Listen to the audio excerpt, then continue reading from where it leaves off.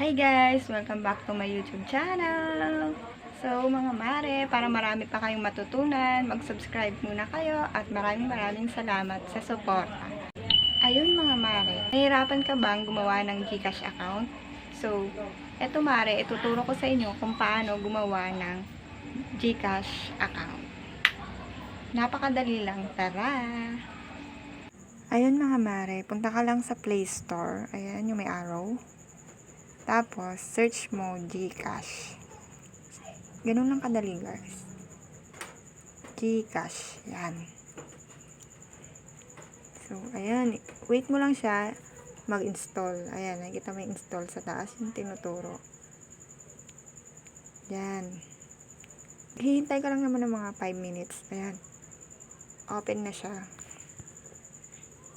Open mo siya. Ayan. GCash na ang lalabas. So, ayan. I-click mo lang yung okay. Allow mo lang. Tapos, ilagay mo na yung number mo. Kahit yung number mo, SIM card ba yan, smart, or ano basta yun. Yes. Ayun. Na-verify na siya. Kukuha ka lang ng code. Magme-message naman sa'yo yung code. Yan, yung 6 na number.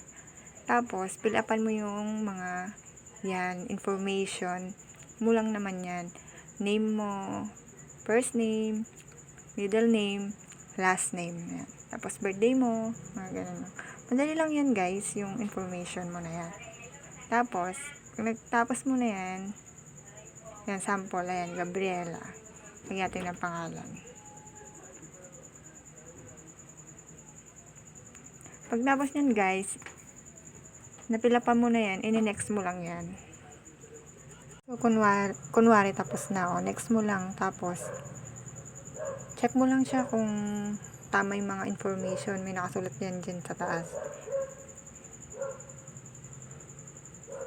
Tapos, ayan, ilagay mo yung pin mo.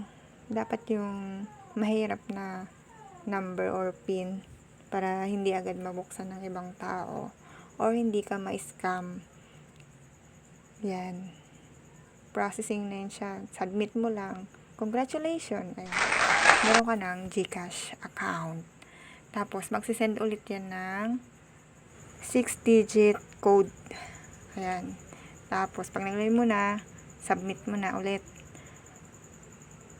Ayun, zero balance pa ako, mga mare. So, ayan, ganun lang kadali. May GCash account ka na. So, ayan, sa settings, dyan mo pwede palitan yung PIN number mo. Tapos, ayan, dyan mo i-update yung information mo para ma-full verify yung GCash account mo. Ayan, ganun lang yun guys, kadali, di ba? Ma-full verify na siya. Pero, kailangan mo siya ng ID. Dapat valid ID, guys. At dapat yung valid ID mo, same doon sa ginawa mong GCash account, yung name.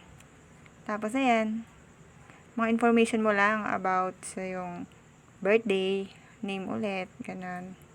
Madali lang yan yung sa dulo. Full verify lang about information about yourself. Ayan. Pipili ka lang dyan ng valid ID. Yan. Dapat tama yung number doon sa valid ID mo.